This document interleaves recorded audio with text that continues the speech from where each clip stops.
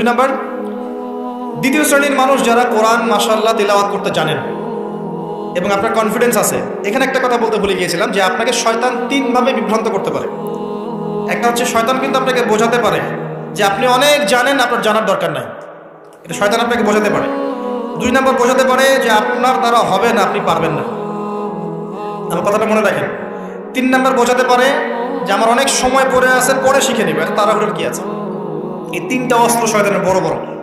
আরেকটা অস্ত্র আছে 4 নাম্বার, সেটা হলো শিখতে গিয়ে দেখবেন শয়তান ওয়াসওয়াসা দিবে, এক টিচার ভালো না, ওস্তাদ ভালো না। এটা একটা ওয়াসওয়াসা।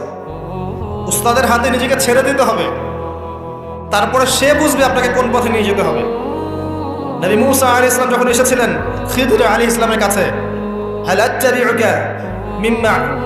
আত্তাবিউকা আন তুআল্লিমানি মিম্মা উল্লিমতা রুশদা, তিনি এসে বলেছেন, হে খিদর, আমি কি আপনার সাথে থাকতে পারি এই শর্তে যে আল্লাহ আপনাকে যে জ্ঞান শিখিয়েছেন আমাকে শেখাবেন?